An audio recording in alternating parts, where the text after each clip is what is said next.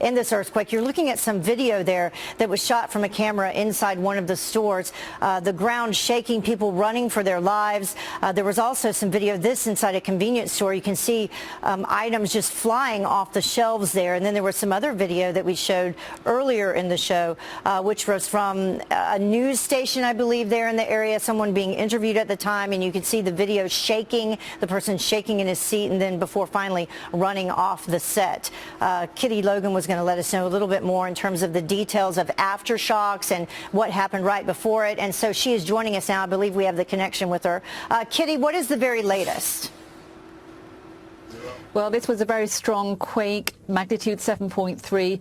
It was felt right across the region, and most of those who are thought to have died are on the Iranian side of the border.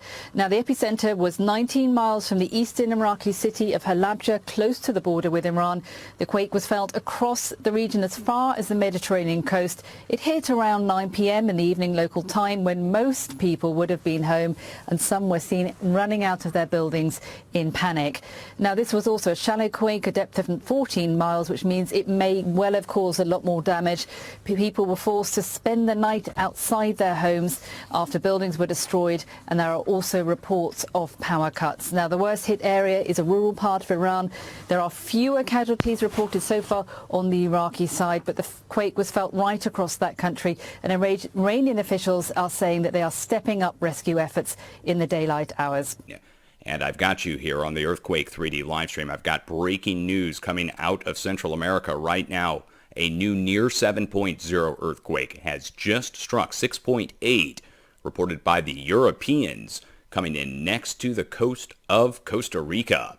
And this is a significant sized earthquake for the location. And we're probably going to need, since it's striking offshore, we're probably going to need to go check the Pacific Tsunami Warning Center or tsunami.gov and see if we've got any kind of warnings issued now. Now, this may change at a moment's notice. As it stands right now, they don't have a tsunami warning, advisory, watch, or threat, but they do have the earthquake reported, which means it'll probably be under review. They have a statement issued, but it's probably just letting us know, based on all available data, destructive Pacific-wide tsunami is not expected, and there is no tsunami threat to Hawaii based on this right now. It's too small. It's a 6.8 to 7.0, I guess, which is good news for the people in the region. Again, tsunami-wise, there may be localized wave activity that happens along shore or deformation that happens.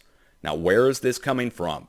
Well, this 6.8 follows a major increase in earthquake activity today on the Pacific and over across the planet on the opposite side in the Middle East. A new 7.6 earthquake, downgraded to 7.2, then upgraded to 7.3, struck today here over at the border of Iran and Iraq, where we had issued a warning for this week. Additionally, a new 6.0, now downgraded to 5.9, struck off the coast of Japan in our warned area. Also, Guam has been hit in a few other locations around the Pacific, but now this earthquake, again, a 6.8 to 7.0 earthquake striking on the East Pacific, I believe, is a result of a few different things that have been at play for the last several days and the last week. Going over to the west, we had a series of deep earthquakes, topping out at the 6.8 range. Then we also saw a series of earthquakes 6.0 spread out across the West Pacific. This prompted me to issue warnings for the East Pacific next to Costa Rica down to the coast of Ecuador here. So in between Ecuador and Costa Rica, we had issued new warnings this past week on Sunday, 1 week ago.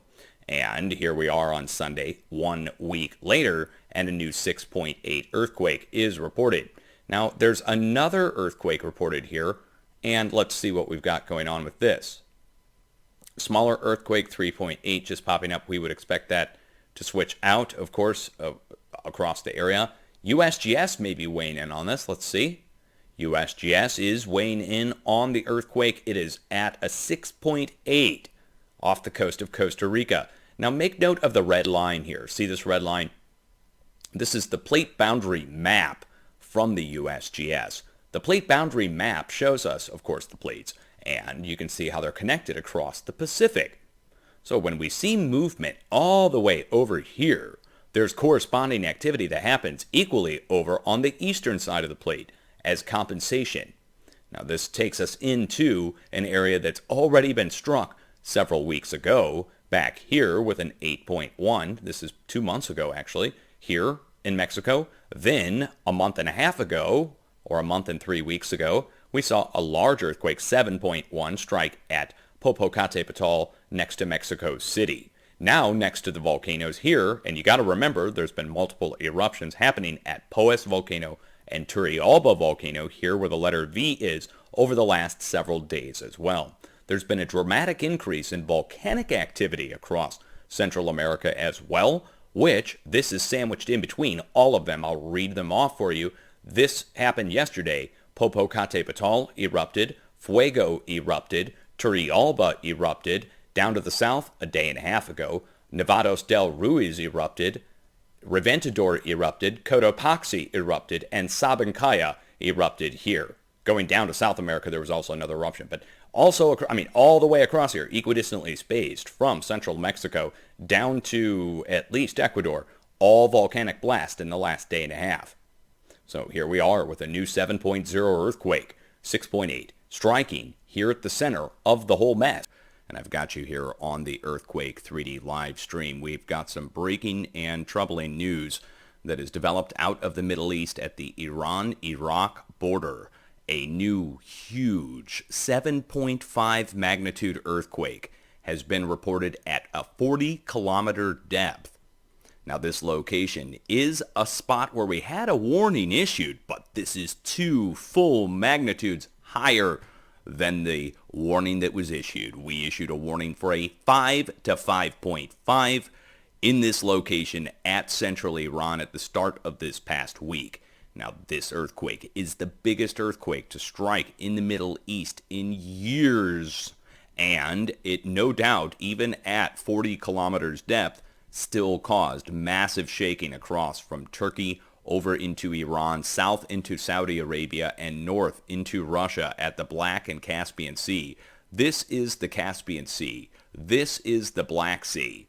And we are right on the tip of our red arrow coming out of Iran, which was hit multiple times this week at central Iran. Now, when we issued our warnings previously this week, I want people to understand that when I issue a warning, I want you to have a plan for a larger earthquake, but this is 2 full magnitudes higher than what was expected, which means even if you had a 6.5 plan, you are not prepared or you are not expecting this big of an earthquake, and neither was I. It's just proof positive, guys. Earthquakes can come in much larger than expected, and the border region here, it is directly on the border. Directly on the border. So the real question is this a man-made event of some kind? Is it a natural earthquake? We will have to wait and see. Maybe a nuclear test, maybe something else going on there that we don't know about. So we'll have to wait and see what the ultimate outcome is on this. I can tell you a 7.5 earthquake in this location will be putting pressure onto South Europe in the Mediterranean. You see where the earthquake struck at the tip of the red arrow at the border of Iran and Iraq. That means, and they just upgraded the earthquake to 7.6, this could go easily up into the 8.0 range or down into the lower 7s depending on what they ultimately come in with on the magnitudes. I will tell you, we have to immediately issue a warning for the areas in South Europe, Eastern Europe, and we also have to watch out for subsequent larger activity at this location, which is a no-brainer at this point. But if you live in Turkey, if you live in Greece, if you live in Italy or Eastern Europe, this earthquake should be a warning bell for you. It should be a siren going off in your neighborhoods, letting you know that you are going to be put under pressure this week. Over the next 7 days, from the point of this large earthquake, you are going to be getting hit. Now, I would like to point out, this is on the edge in between our 2 sets of deep earthquakes from previously in the week. Take a look at where this earthquake is. Look at it sandwiched in between our 2 clusters over to the east and over to the west, and you'll see it is an exact halfway point between our 2 previous red earthquakes. You see the red earthquakes? Those are the older earthquakes from 2 to 3 days ago. And it's sandwiched in between also with the deep earthquakes. I would like to also point out that the Pakistani officials this past week issued warnings for the potential of a megaquake at Pakistan's border, and now just to the west is where the megaquake has hit. I would have to say that could also be related to the whole scenario here, that this 7.6 is a result of the deep earthquakes from several days ago. Again, you can see them raised high off the globe here, and that's just the tip end of this. There were several more that struck. A 7.6 in the Middle East at the Iran-Iraq border is a tremendous size event for any day of the week or any month of the year. We have not seen anything like this in years in the Middle East. So for my people over in Iran, over in Iraq, salam. I was talking about this just a few days ago. We were saying salam. We were talking about the people over there and whether or not you need an earthquake plan. Well, you certainly do need an earthquake plan, and I hope you have one or had one. Now, I think the people in Europe, hey, just as I'm talking, a new 3.5 is at Iceland. That check off Iceland off the list. We issued a warning for a mid-range 3 to strike there. But anyways, over here in Europe, Central Europe.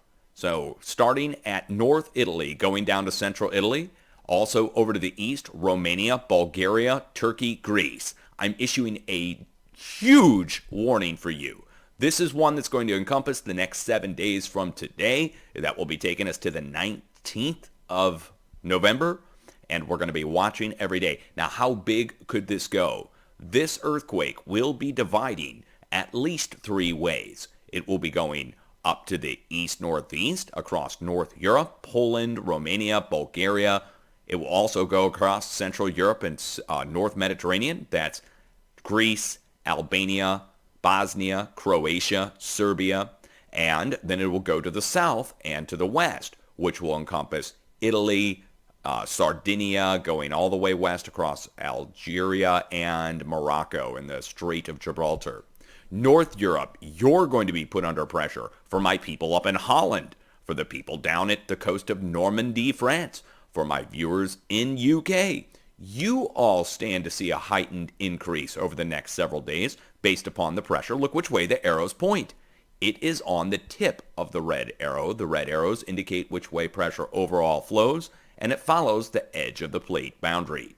So when you get a 7.6 to 8.0 earthquake striking upstream from you, I want you to imagine it like you're living on a river and a giant storm strikes upstream and drops 2 feet or a meter of rain.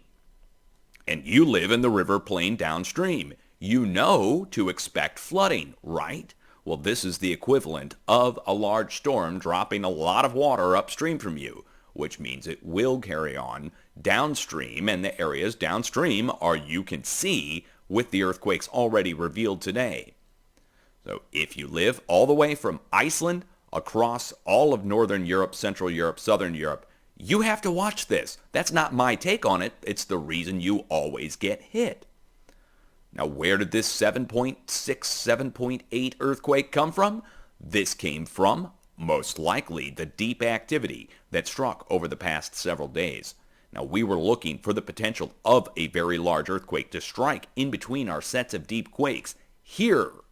And we have to take into account that our deep quakes stretched all the way over to Italy this past week, and we are in the line in between. Now, I'm watching, again, for the